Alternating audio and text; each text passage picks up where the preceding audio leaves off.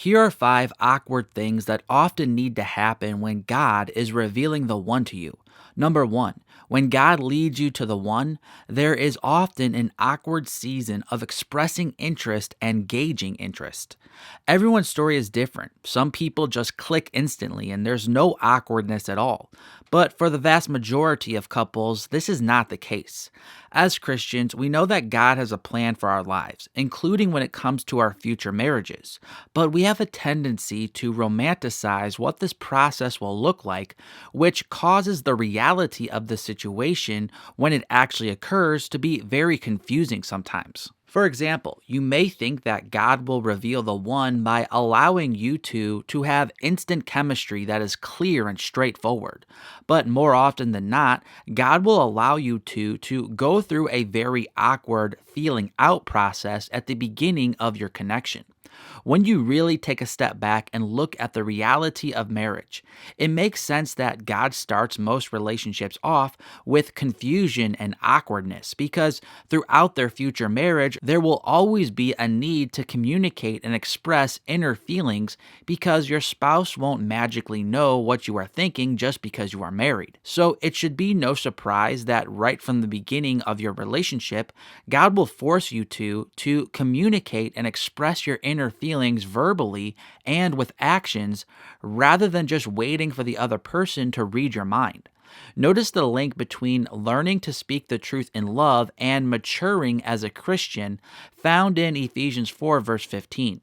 Rather, speaking the truth in love, we are to grow up in every way into Him who is the head, into Christ. Your future spouse won't be able to read your mind in marriage. They won't be able to read your mind in dating, and they won't be able to read your mind before dating. So you two will have to go through that awkward stage of expressing interest and gauging interest before you become an official couple. Number 2, before the relationship can get serious, there needs to be a DTR, which can often be awkward. A DTR stands for a Define the Relationship Talk. There are different levels to these types of conversations. My rule of thumb is that anytime you want the relationship to go to a different level, there usually needs to be a DTR. So when you go from non-dating to dating, you have to have a DTR. Or when you go from dating to engaged, you have to have a DTR. But one phase that often gets overlooked, which can then cause long periods of unnecessary confusion, is the need for a DTR so a couple can go from just dating to being in a serious relationship. When I use the phrase serious relationship, I'm referring to that type of relationship that is still before engagement, but the couple is clearly very connected with each other and starting to think about marriage. They're not totally sure the person is the one, but they are hoping they are, and they are starting to believe that they are. But before you can go from dating to engaged, there is usually an awkward middle phase that redefines the relationship as more than just being a casual boyfriend and girlfriend into a couple who is seriously considering marriage in the somewhat near future. You are not ready to commit to marriage yet, but you are also clearly headed in that direction. As Song of Solomon 2 verse 7 states, "Do not arouse or awaken love until it so desires." This verse implies that there is a process to fully awakening love. There's a time that is not right, and then there is a time that is right. And along the journey, there will need to be some conversations that can feel awkward. Number 3, when you meet the one, relevant past relationship information needs to be shared, along with relevant future goals. One question that pops into my email box now and then goes something like this. I'm starting to get serious with this person I really like, but I don't know how much I need to share about my past relationships since. What should I say or not say? This is one of those types of questions I don't think there is a clear right or wrong answer to. Usually people are referring to past sexual sins when they ask this type of question. What often happened was that someone sinned sexually in their past, perhaps with many people, but then they later came back to the Lord and repented. Now they are walking with the Lord and prepared to be in a godly relationship.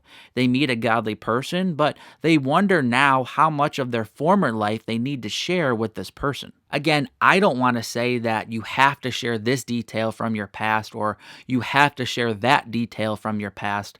I don't think there is a clear rule here that makes this a right or wrong issue. But here's a few principles I think you should follow. Never lie. If someone asks you if you are a virgin and you are not, then don't lie. That doesn't mean you have to share specific details about your sinful past, but you also both need to know enough to know whether or not you want to be together or not. Remember the gospel promise of new life. If someone wants to judge you based on your past life of sin, this is a sign you should probably not be with them because they don't understand the power of the gospel to truly change our hearts. Treat others how you want to be treated. If there's something in your past that you would want to know if this person had that in their past, this is a good sign you should talk about it. The other part to this type of conversation is the future. The past is what it is, but the future is moldable. This means there's room to compromise with each other. But if you know there is a clear direction you will be walking towards in the future, then it's best to make this clear before you two get so connected that this person feels blindsided one day. If you know you are going to med school, going to the mission field, or going to have to move to a different state, these are the types of things you need to share. It can be awkward to talk about the past and the future with someone you are not yet fully committed to, but when God reveals the one, eventually you two will have to have these types of difficult conversations. For more on this topic, you may want to watch my video called When, Why, and How to Talk About Your Past Sexual Sins with Your New Christian Partner by clicking the card in the right corner of your screen. Number 4. When you meet the one, eventually you need to discuss your philosophy of marriage. When someone goes through seminary, eventually they are required to write a paper that is usually titled with something like Philosophy of Ministry. As Bible-believing Christians, there are certain truths and practices that unite us, that we all can agree on. But if you've gone to more than one church in your life, you will quickly realize there are many things each ministry does differently. There will be some key similarities and some key differences.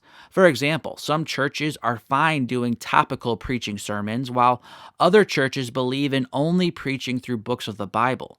This would be a part of their philosophy of ministry. Likewise, when it comes to marriage, there are many things as Bible-believing Christians we all need to agree on. For example, being faithful to your husband or wife is non-negotiable. But when it comes to the roles of a husband and wife, for example, there will be some differences between the different Christian couples out there. Long story short, there are countless issues that can be very important to some people. When you meet the one, you two will need to talk about your philosophy of marriage. How do you both view a healthy marriage? What do you want to accomplish together as a couple? How do you want to raise children? And so on. Sometimes these conversations make it clear that the person you thought was the one is not really the one. It can be awkward, but before you can fully commit to someone in marriage, it is very wise to first talk about your beliefs about marriage and how it should look. And number 5, when you meet the one, you two will need to make sure you are actually spiritually compatible. Compatibility is truly an overrated term in my view when it comes to the ingredients of a healthy relationship. What I mean is that there are healthy couples who are very similar to each other, and there are healthy couples who are very different than one another. The personal traits that make us all unique are important, but the keys to a healthy relationship are not dependent on personal preferences. They're dependent on character and spiritual maturity in Christ. With that said, spiritual compatibility is different. This isn't about what type of worship music you enjoy or what type of Bible studies you like most. Rather, this is about your core beliefs as a Christian. Are you two compatible enough in your spirituality and Christian beliefs to be a healthy married couple that enjoys life together? This is not always an easy question to answer, and thus there needs to be some difficult and sometimes awkward conversations about core beliefs. There are basically 3 main tiers when it comes to spiritual and theological differences. If you don't know about these 3 tiers, I encourage you to watch my video called Theological Differences in Dating and Marriage and How to Handle Both. This video will help you learn what type of differences are grounds to go your separate ways or to simply compromise on. I'm Mark from ApplyGodsWord.com. I really hope this was helpful to you. Until next time, God bless.